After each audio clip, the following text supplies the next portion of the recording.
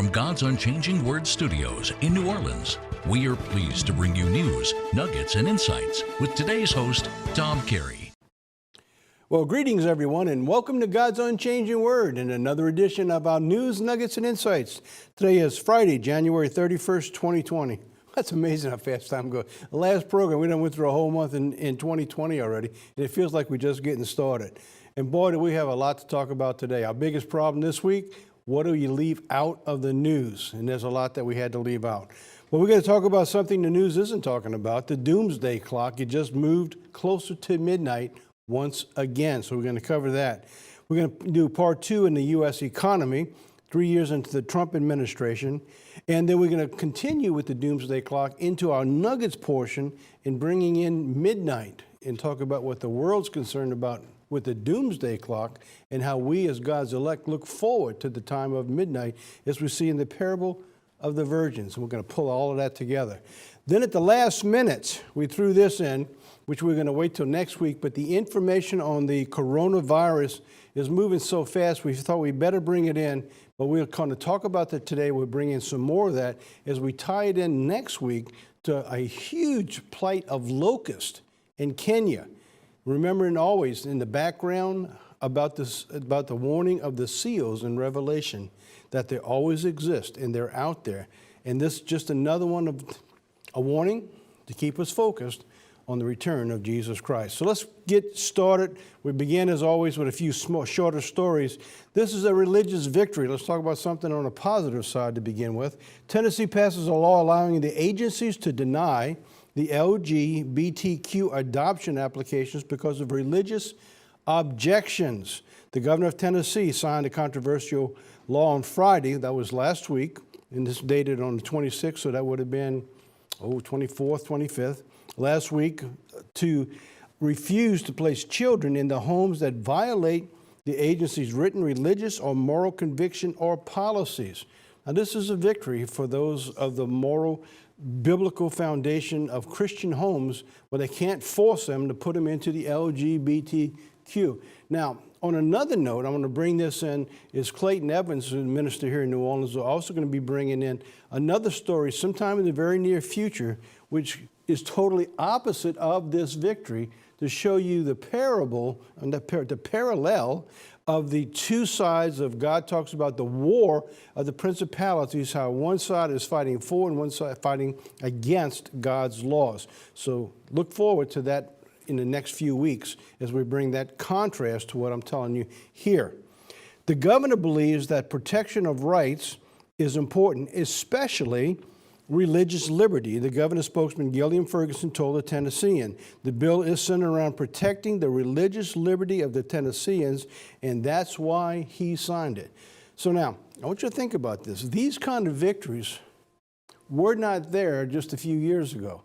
Everything was pushed to remove anything that involved God whatsoever out of our society. So I said that to bring in the next two short stories. Protecting religious freedoms. This is coming out of the White House. President Donald Trump safeguarding the right to religious freedom for students and organizations. Again, that was signed last week to allow the children in schools to protect their freedom against prayer and against their beliefs and bringing God and the Bible to school. It was to protecting prayer in public schools. Now, if you remember, this was beginning to remove in public schools as early as 1962 and 63. So this is the first time that we've had a president had the courage to stand up to be able to bring it back into school. And we're all paying a price for all of this because we have eliminated the biblical thought process of God and how we're supposed to operate, and we have turned it over to an ungodly people who continue to move God away from our society. We pay a price for that, and that's what we're paying now as we move on. It also begins to promote equal treatment. The administration is working to ensure that our nation's religious organizations are treated equally by the federal government. So now, let me stop for just a second, because even in the churches, the argument is pro-Trump, no Trump. Either way you want to argue. The point that we're trying to make is biblically right and wrong. So I always ask the people, get your mindset out of the person and look at the principle. Look at what God is actually doing. All right, so and I said that for the next slide that's going to come up. This is what the quote was from this argument here. Our founders understood that no right is more fundamental to a peaceful, prosperous, and virtuous society than the right to follow one's own religious convictions. That's part of what the nation was founded upon. When the founders came over from Europe to America, they wanted the opportunity to have freedom of religion. And that's what this nation was founded on until the last couple decades as it began to encroach on our freedoms as we went forward. So now, the second story, a historic presidential speech. First president ever to speak at a pro-life rally. Now, that may not seem important to anybody. Last year, I believe it was Vice President Pence. I don't know, I'm getting a confirmation from our team here. It was Vice President Pence. He did send in a video congratulating and the support of their work, but this year he actually went to the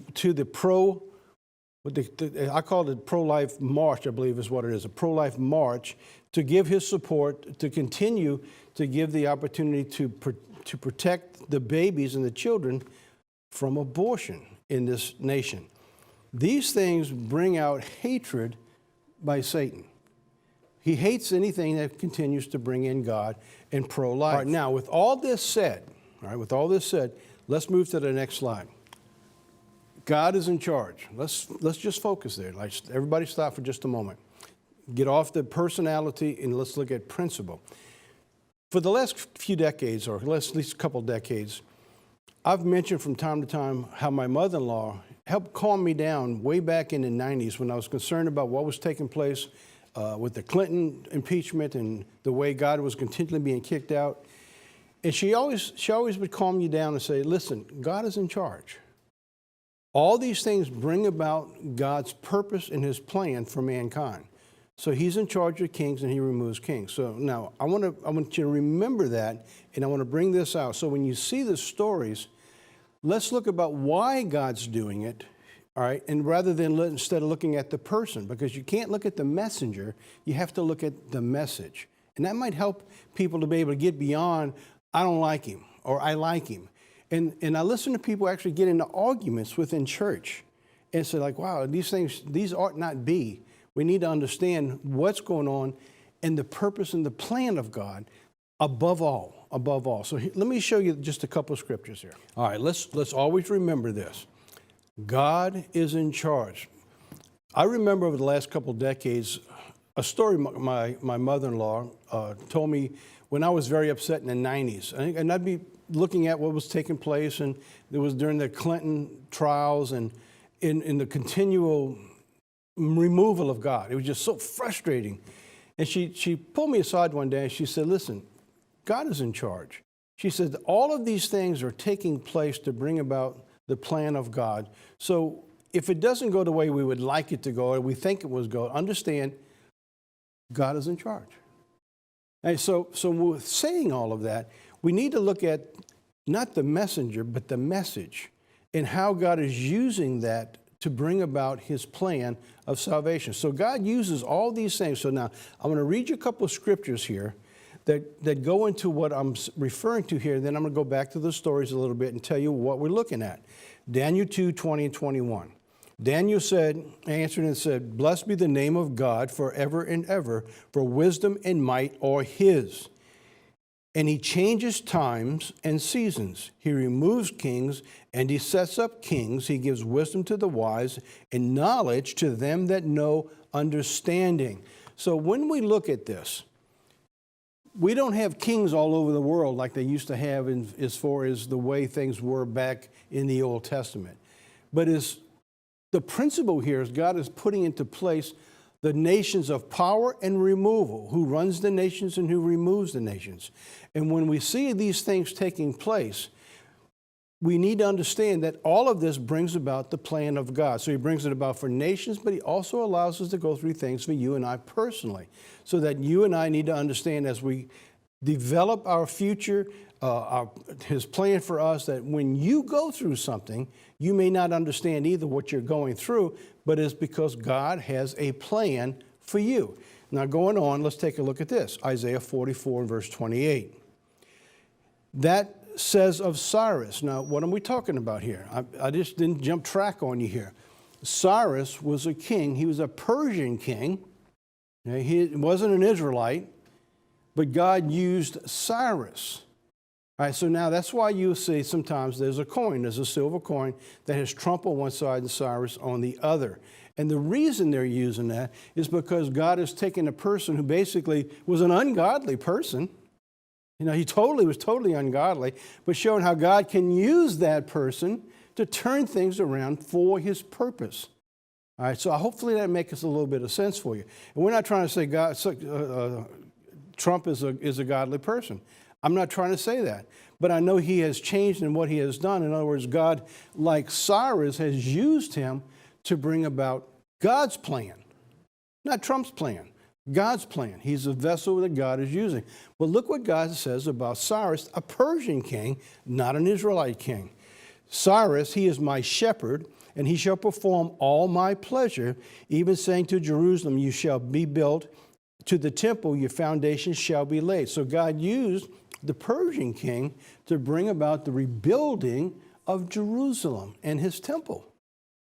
The same way with you and I toward the end time. There's a period of time that we have to go through, that God's going to let this world go through to destroy itself. And right before the brink, he's going to come in to save man from destroying itself. But to get to that stage, there had to be somebody in power to slow down the removal of God's plan and the destroying of God's people. Because for the previous, 12 years, 16, 20 years, you've seen the continual removal of God. There was nobody standing up to protect God's people. All right?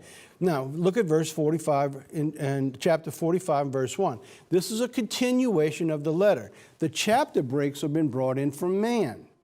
All right? So this first one is a continuation of verse 28 of chapter 44. And thus says the Lord to his anointed. He even calls Cyrus his anointed. Anointed means set aside for a purpose. And so when you look at what's going on today in America, it's as if God has set his hand out to protect the elect. To protect his elect, he had to have somebody who had the strength and the conviction to stand up against all odds. And that's what we're seeing going on right here. Now, that's not an indictment, or it's not an acclamation of the personality, but it is an acclamation of the need of what God needed to protect you and I to continue to warn this world. So that's what we're talking about here. So I wanted to bring that out and try to show you that in the last few years, you never seen anything about going back, removing the abortion, putting prayers back in school, protecting our children in school. That was gone. Now it's slowly coming back. That will reverse itself when this administration is gone. When we bring the left in liberal, come back into it without God, that's all gone again. And you're going to see a deterioration more rapid than you ever dreamed. I wanted to bring that out to help maybe bring peace amongst even God's people. Now, look at the next story. Drag queen warns parents not to involve their children in filthy drag scene. This was an amazing story. I said, I need to cover this. Kitty Demure, all right, who's a popular drag queen, has issued a stark warning to parents who are seeking to involve their children in the cross-dressing scene. This is actually coming from a trans. Amazing what this person writes. She warns moms not to expose kids to the filth of drag and ruin your children's life. Right, this is what the story evolves around. Increasingly, liberal parents have attempted to normalize the trans practice by taking their own children to drag clubs. I always wondered how they could do that. I mean, everything in there is like sex-rated. How do you bring kids in there? You're not even supposed to have kids in a bar unless they was 18 years old, even though they can't drink till they're 21. But they bring little children into these drag shows. I never understood that. Highlighting what really goes on at these establishments, Demore insists that this is never a good idea. What in the, you can fill in the blank, you know what she's saying, or he, whatever you, how do you accomplish, what do you say, he or she? You can't even report the story without like, what is this? has a drag queen has ever done to make, like, I love this. What in the, has a drag queen ever done to make you have so much respect for them and admire them so much other than put on makeup, jump onto the floor, writhe around, and do sexual things on stage? Demure asked in the video, which has been viewed over 300,000 times. Like, it's like, what are you parents thinking? That's amazing, coming from her or it. I have absolutely no idea why you would want to influence your child. Would you want a stripper or a porn star to influence your child? Wow, going on. Would you want a stripper or porn star to influence your child, he asked? It makes no sense to me at all. A drag queen performs in a nightclub for adults. There's a lot of filth that goes on, a lot of sexual stuff that goes on. And he explained the backstage, there's a lot of nudity, sex, and drugs. So this is what parents are bringing their children to these days and trying to be more woke. What a crazy phrase, woke. China coronavirus, death toll rises in the USA. So this is the story that we've added at the last minute. We're going to continue with it last week because it's moving so fast. This is the story from Corey McLaughlin, right? The previously unknown Wuhan virus has reportedly killed 80 people in the country. When I first started writing this on Sunday, all right, this was on Sunday, I was like 24 people. Yesterday, I changed it to 80. This morning, as I was coming in, the report now is up to 107 people who have been killed by the virus. So as we go on to press today, Chinese health officials confirmed that the virus has infected more than 3,000 others since last month. As of this morning, it was up to 4,600. Now, we're taping on Tuesday, so that means by the time you get this on Friday, there's no telling what it's going to be. I mean, these things are skyrocketing very fastly as we go through this. Part of the problem we're finding out now, as they're beginning to give us the information, is that you can be having the virus as a carrier, be affected and not know it for at least 2 to 3 weeks with no symptoms. So there's no telling how far and how much has gotten past all the disease centers until the time that the actual symptoms actually come out. The outbreak in the major cities now reporting surgical mask shortages. As you go around the country, that people of concern, they're protecting themselves, so everybody's buying masks just in case they have on hand. Kind of like in a hurricane area that you go to the shelves, there's no bread, no water, no food, everybody's getting ready. So that's what's going on in the United States. Pharmacies across the United States reportedly sold out of surgical style masks in the midst of the coronavirus that has crippled China and has since spread to several other countries. What we're looking at now is that China now is shutting doors and pathways in and out. The city itself has been quarantined off, I believe. Now Japan has stopped their ferry service from the mainland of China back to Japan. So who knows where it's going to be by the time you get this story. It just continues to grow. The virus is, they believed, now this is 2 stories, and that's why I was going to wait till next week, but just let me share what we have as of this morning. They believed that originally it began to come about from what they call the wet markets. The wet markets are where they have the fresh meat. And in those fresh meat, there's some of them that are illegal wet markets where they sell all kinds of animals. And you name the kind of animal, it's in there, whether it's illegal to sell. So the Chinese scientists have identified the wet markets where they live in dead animals, including many wildlife species, are sold for consumption as the chief suspect for the origin of the Wuhan coronavirus. Now, as of this morning, it has the possibility that this is incorrect.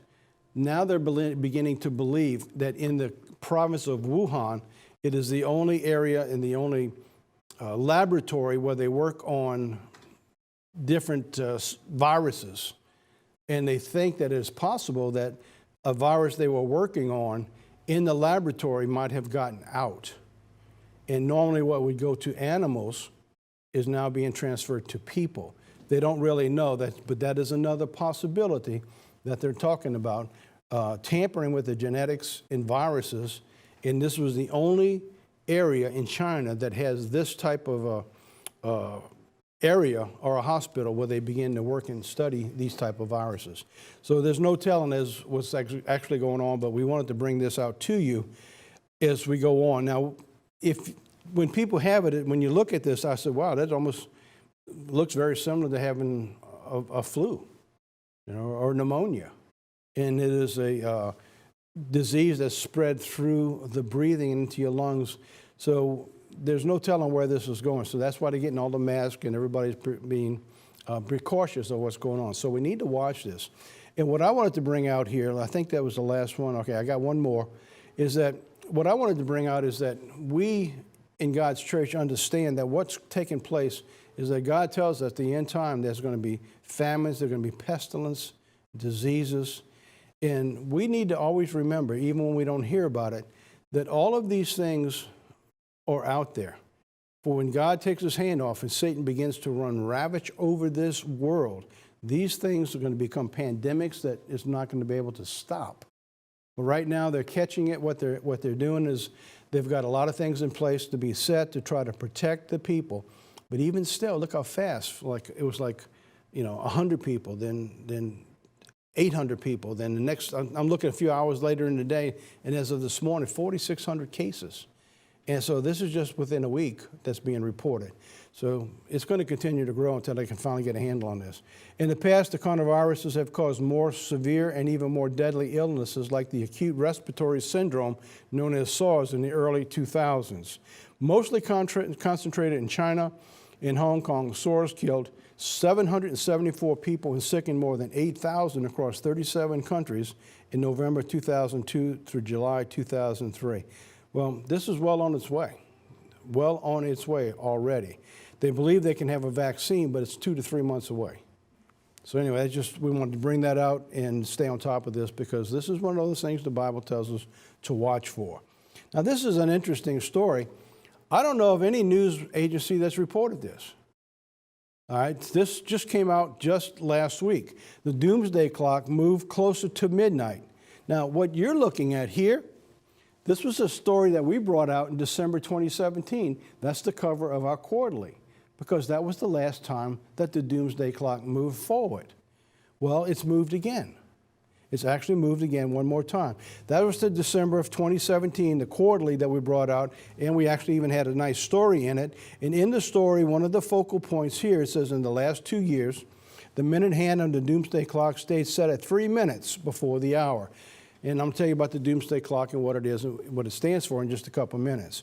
So now, the probability of a global catastrophe, they said, is very high, and actions are needed to reduce the risk of disaster must be taken very soon. We find the danger to be even greater and the need for more action more urgent. It is 2.5 minutes to midnight. The clock is ticking. All right, so now let's talk about the doomsday clock. The doomsday clock was established back in 1947 to talk about the concern of destroying the world. Back then, when everybody was developing nuclear weapons and nuclear bombs, that at that point from 1947 to 1953, somewhere in that area, there was enough nuclear weapons to destroy mankind many times over. Now, the reason this is a focus for you and I in the church, and we bring in the biblical nugget here, is that in Matthew 24, God says that when the end time is there, when we know the season has approached, the time of the fig tree, it says that unless God cuts time short, no flesh would be saved. This would be the way, one of the ways, in fact, might be the only way, that mankind can destroy itself all at one time. The nuclear holocaust just destroying everything. Mankind was aware of what was taking place, so they began to build a clock. And if it strikes midnight, it's like the bombs just went off and it's over. It's like midnight portrays the end of mankind. Okay? All right, so now, when we go through this, 1953 was the last of the lowest period of time. That's when the Soviet Union had tested 5 different nuclear blasts in 1953. By the way, in 1954, they tested even more. So when it reached with 5 nuclear blasts, the clock moved closer to midnight. And so the world now is less and less certain because now they had enough nuclear armament they felt they could challenge the United States. The Cold War set in, and we've been there pretty much ever since. But in 2015 now, you see how the clock moves to safety all the way through. It's almost like it just kept moving. It wasn't really a problem till now. In 2015, it moved 2 more times since 2015, which brought it to 2.5 minutes until now. So now, Today, we're looking at the report, which basically went unnoticed by the news, like it's not even important anymore. You know, everything involves just politics. That's everything centers around. It's the doomsday clock moved around 100 seconds to midnight. It's the closest point to nuclear annihilation since the Cold War and the taping of the clock. It moved to 100 seconds to midnight. It was the closest symbolic point of an apocalypse since 1953. And that just took place January 24th, 2020. They made that announcement. The decision was made on Thursday, January 24th, through the Bulletin of the Atomic Scientists, which announced it from the National Press Club in Washington, D.C. Thursday. This was last Thursday. They almost couldn't even get any news coverage because everything is impeachment these days. I mean, no matter who you turn, that's the only thing going on around the world, you know, is impeachment. Like today, at 12 o'clock, they're going to announce a possible peace plan as Benjamin Netanyahu is in America to try to announce a peace plan for the Middle East. Now, in the past, that would have been big news, but now it's just like it's undercovered. It's not even talking about it anymore. They went on, they argued that the global situation was abnormal. Rachel Bronson, president and CEO of the Bulletin of Atomic Scientists, said during the press conference of the decision to keep last year's clock the same, but noted that the nuclear climate and situations are getting worse. According to the Bible, from what we read, that the potential is that there will be another nuclear blast will set off a World War III and begin to bring about the annihilation of mankind. So this is what we had, was 2 minutes till midnight. All right, the group framed the doomsday clock. They announced it just, as I mentioned a couple years ago. It was the closest the clock had been to it since 1953. The United States tested its first thermal nuclear bomb. So Russia had 5 bombs they tested that year.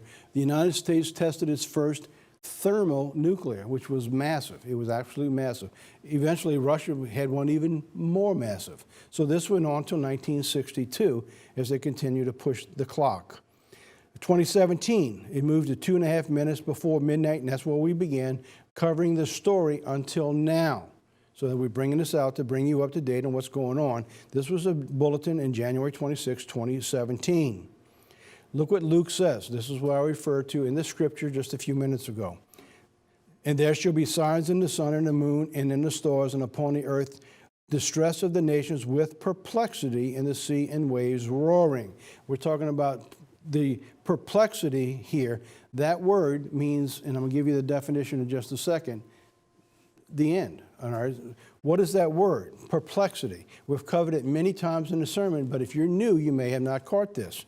It comes from a Greek word in Strong's number 640, if you go look it up, aporio, which means at a loss for a way or no way out. In other words, when it reaches the point that God talks about with perplexity, it means that mankind is bringing itself to the state that there's no hope for it. It's the end. The doomsday clock, midnight. And God says, unless you cut time short, then no flesh would be saved. In other words, mankind is literally going to bring itself to the brink and will destroy itself. Literally will destroy itself unless God steps in. That's what you're looking at, and that's what this clock was talking about in the doomsday clock. Or no way to proceed. When mankind has boxed himself into a corner, there's no way to proceed, then God will have to step in. All right, last one. Let's cover this last piece, and then we'll get into the doomsday clock in the nuggets portion of our program and tie that into the Bible. The economy, we're going to talk about 3 years into the Trump administration. Now, we covered a beginning of this last week. This was the debt clock for those who didn't get to see that. This is the debt clock that was taking place on January 20th at 12 noon. And I've been blessed year by year to be at my desk at noon when the president took office in 2017. So for the last 3 years, I've got literally minute by minute, year by year, of the time, what the debt clock looked like at that particular time. This is 2020, and this is what we covered last week, talking about the national debt of $23 trillion. All right, so I blew it up so you could see that.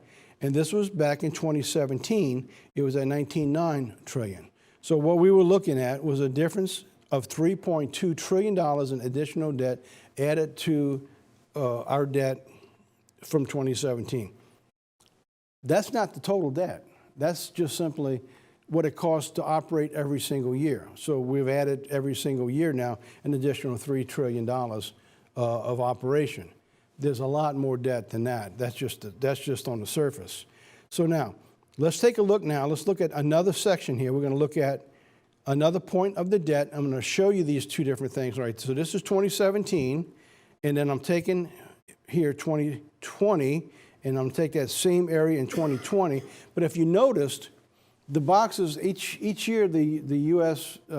Debt clock, whoever runs that, they add and change things. So they've been adding a lot more stuff, so there's a whole lot more information here, which is pretty nice when you think about it. And I actually went back into 2007, and I've actually got a debt clock from 2007, and it's like a third of information that you see here. So they've been giving us more and more information year by year.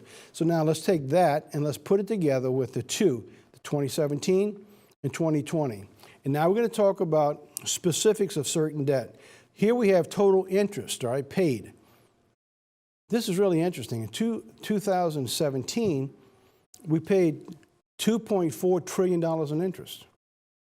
In 2020, $3.6 trillion. So we've increased $1.1 trillion in just interest payments. I mean, let that sink in for a second. That's just interest payments. Now, on the bottom here, what I've never seen till this year is $78 billion in profit to the central banks. So all this interest, they got profit that they shared. That's dividends to the shareholders of the central banks. How you get to be a shareholder there, I don't really know. All right, but now let's move on. Same chart. The additional interest already paid, there's still, ready? $528 billion that hasn't been funded yet that's going to be added to the interest paid of 3.6. So that tells us that there's $4 trillion. So it's amazing what's going on here. I don't know how they can get away with doing all this. But the funny figures, but these are actual figures that's being put out there. So there's still interest they're paying, but they haven't, how are they going to fund it? Well, they keep printing money. They keep putting money into the economy. From who? The central banks, who are doing what? Making billions. Who pays for all of that? You and I. Now, the rest of the world knows all this is going on. All right, let's move on because I don't want to be stuck here. The U.S. debt now in 2017 was $66 trillion total debt. That's everything. That's all the debt that the United States has, the personal and the citizens and everything going on. But look what happened. In the most robust, remember the economy is the most robust time in history? We're doing better than any other time in modern ages, how much we're making. Now the total U.S. debt is $75 trillion. Here's what I'm saying. In the best of times, we're getting worse. God said that was going to happen. But the purpose here is not because the United States is doing good, because it's not. It's because God has a plan. Remember what I said, God's in charge? Well, this tells us that we're in that period of time. That's why we talked about the 7 years of plenty and the 7 years of lean. So while things are going well, all the seeds, the foundation is crumbling. And God's going to keep it going until it's time to pull the plug, and He's given you and I enough time to prepare for what's coming. And if you don't think the end's coming, then you're not watching what's going on around the world. That's part of what this program is all about. This information is imperative that you understand what's going on. That's why I take the time to go through this explicit, piece by piece, a little here, a little bit there, because this gives us the engine of what's going on to monitor what's taking place. So what are we looking at? In just 3 years, we've added $8 trillion to the gross debt of America, the government and people. Personal debt, let's break it down. Personal debt was $18 trillion in 2017. Personal debt now, $20 trillion. That's an additional $2.12 trillion in debt per person. But aren't we told that we're doing better? Yes, we are. But people are spending like there's no tomorrow. They're living on a future when there's not going to be a future. when the next crash comes, it's going to make 2008 look like children's play. It's going to make the Roaring '20s and the Depression of 1929 fall into insignificance to what's coming. And it will happen when you see the next election of 2024, 2025, and you get the liberal left out there, when all the stuff they want to do, the giveaways, there's no telling how fast it's going to deteriorate.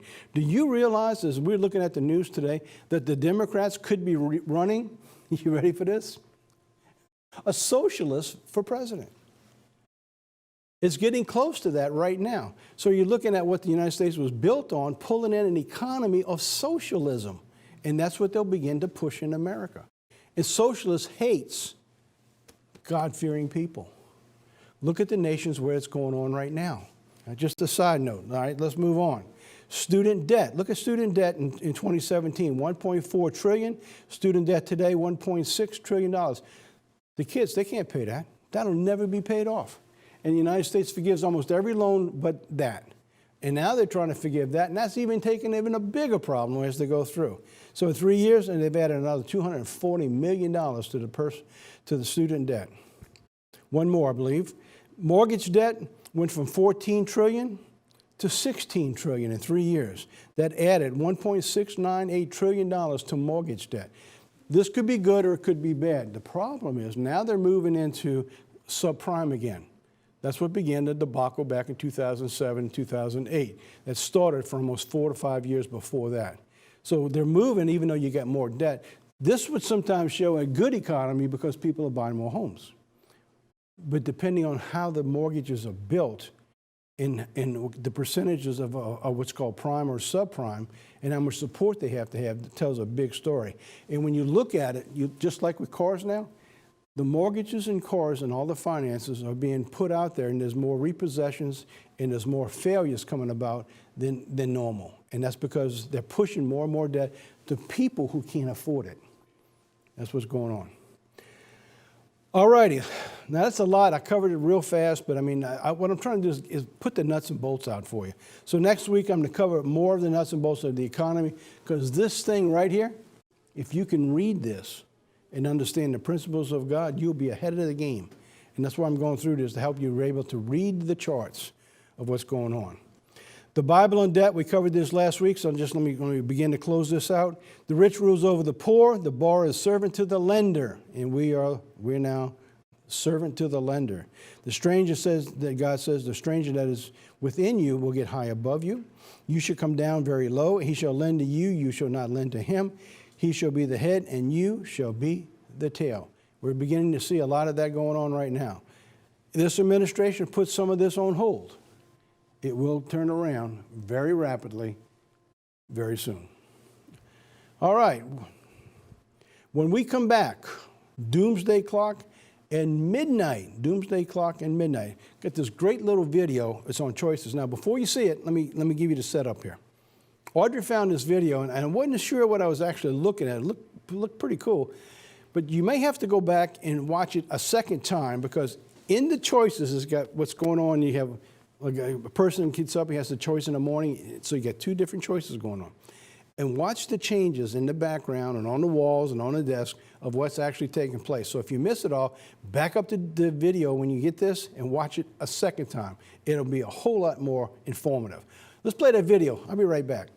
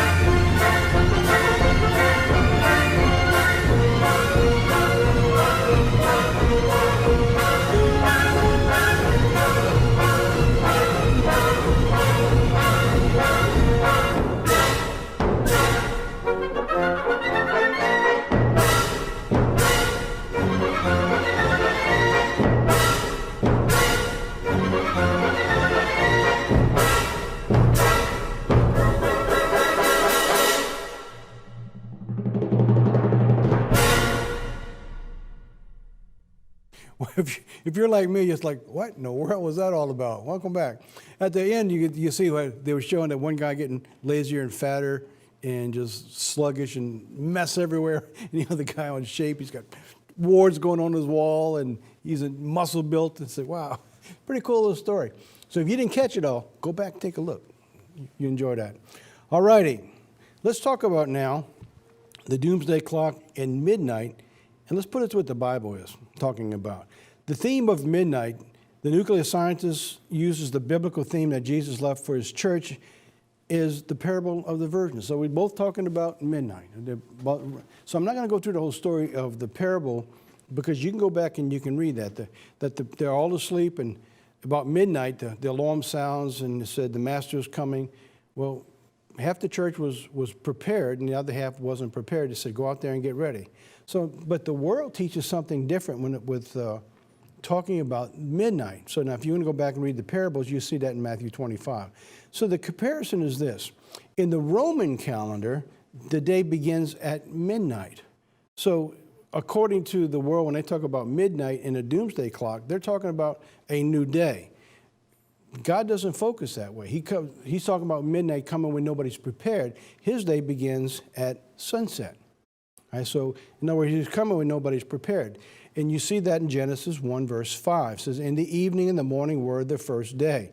Both events focus on the same time at midnight.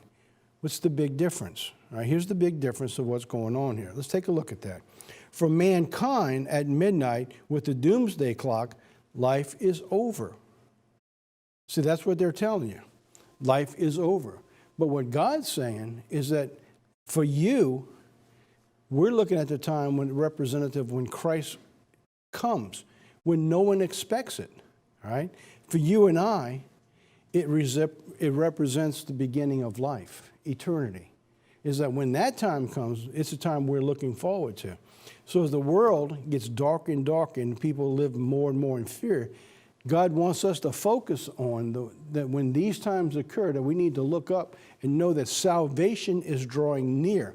When we see these things, we have to be able to have the courage of a Joshua and a Caleb, the courage of God's prophets. And you see the apostles in the New Testament, that it doesn't matter what's going on around you, it's what's inside of you in God's power that's going to bring about your protection, your sealing, and your future.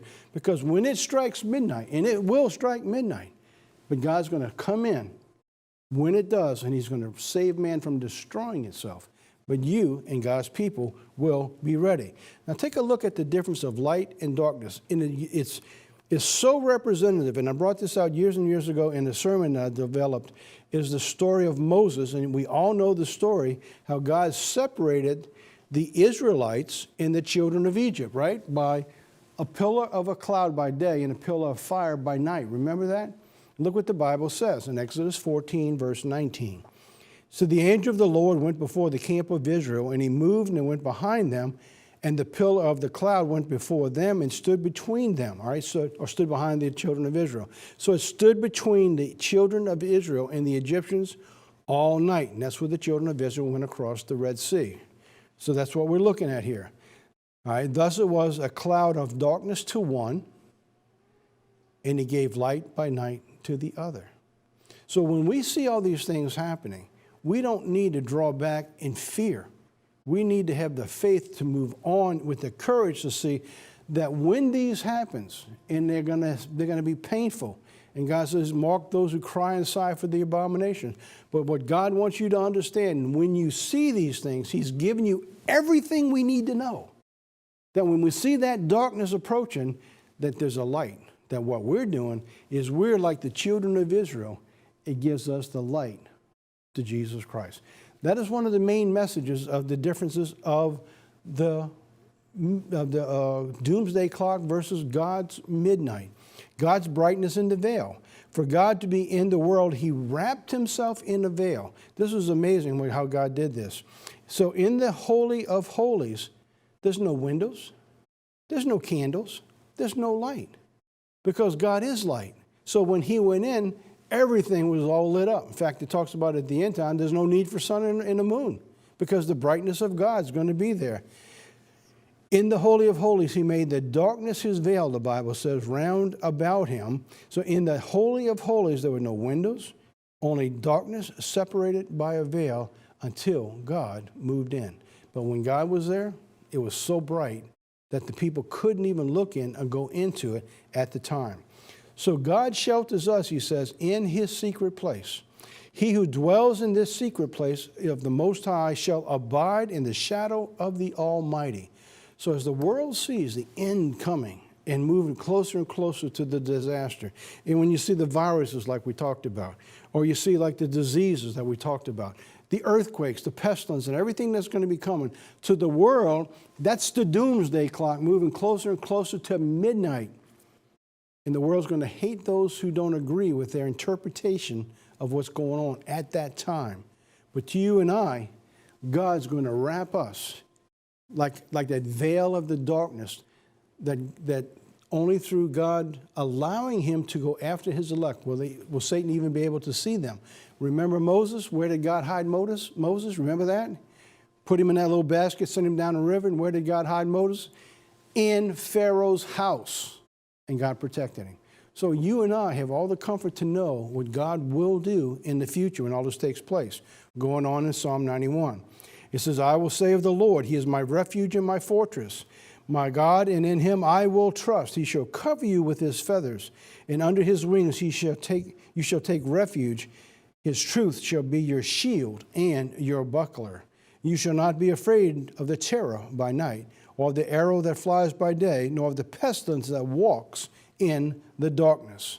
It was what we were covering. That's why I wanted to bring in this contrast of the doomsday clock versus God's midnight. So when the clock strikes midnight, the world will look with fear and trembling, but God's called out ones will welcome the light in the middle of the darkness. What an amazing story and contrast that God has given to you and I. It's a story of power and the hope that's going to rise out of a world that has no hope. Now, what we're going to do this week is Jeff is setting up a link so you'll be able to, when you get your email alert, we're going to go back to the sermon I delivered in 2017 called The Doomsday Clock. So this is our little reminder of the Doomsday Clock from the vault, one of the old messages we brought about almost 3 years ago, the Doomsday Clock. So if you get a chance, take a look at that sometime this weekend or the week ahead. All right, that's it for the program. Let's see what we have here from the home office. Satan's counterfeit plan of deception. We're in the season of Satan's plans of deception. Right now we're in the Mardi Gras season. So if you haven't seen the December one yet, it's online. Go take a look. But right now we're in the season for Mardi Gras, so that's what we're going to be focusing on in a few weeks here and there as time goes on. And then we will move after Mardi Gras into the Easter season. But these three holidays, Satan's holy days, is Satan's plan of deception built upon the three seasons, just like God's holy day plan, who has three seasons also. In the mail this week, Overcome with God by Chuck Hunt Jr. in the sermon that we offered here, I delivered just a few weeks ago, 2020, the coming decade of change, could it be the return of Jesus Christ? So those are in the mail. You probably, by the time you get this, you might even have them.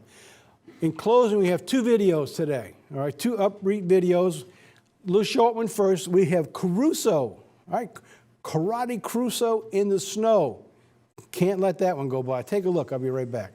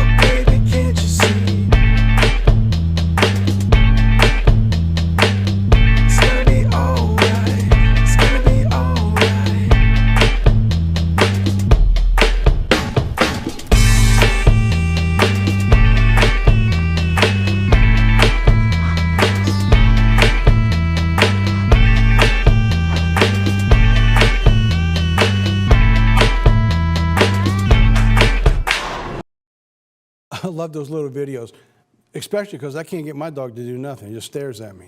You want to sit, he stares. I can teach my dog how to stare. How they get these little dogs to do this, I don't know. But anyway, I thought you might like that, share that with the kids. Karate Caruso. Hopefully we'll find some more now. Audrey finds all these, so help her find some. Send her a link. All right, let's close the program now with a real upbeat, a more positive video. It's called The Potter and the Clay. Take a look. We'll be back to close the program in just a moment.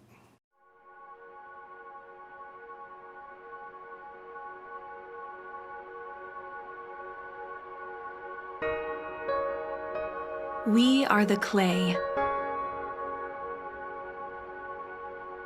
You are the potter.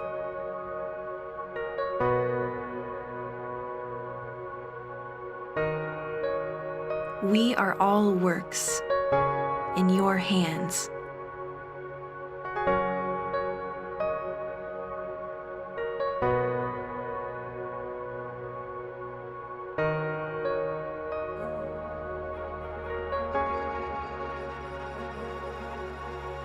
You have a plan for our lives.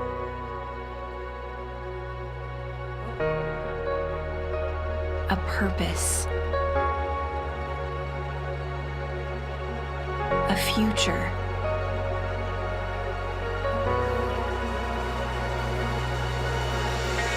You promise you won't leave us. And when we face the tests and trials, you are there.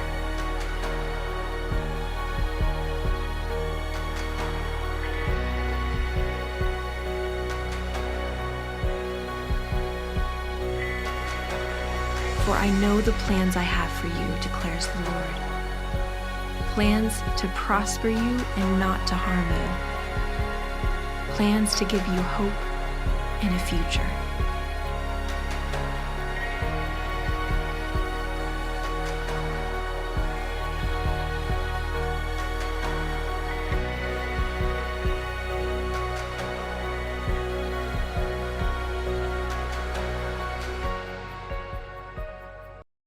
What a great little video. And that's what the story is for you and I. When God calls us into his plan, to give us the understanding for His truth. We're in the potter's hands. God's going to mold you and shape you to what He wants you to be, to bring you as a begotten child, born into His kingdom, to live eternally with Him. What a promise, what a hope. And God's given that to all of us. All right, that's it for our program. As always, thank you. Thanks for watching, being a part, for all the support you give us, for helping to spread the word, and extending this program to many, many people. And each week as we ask, share this with everybody you know. They're going to love you for it. Or not. Till next week, God be with you. Thanks again for watching God's Unchanging Word.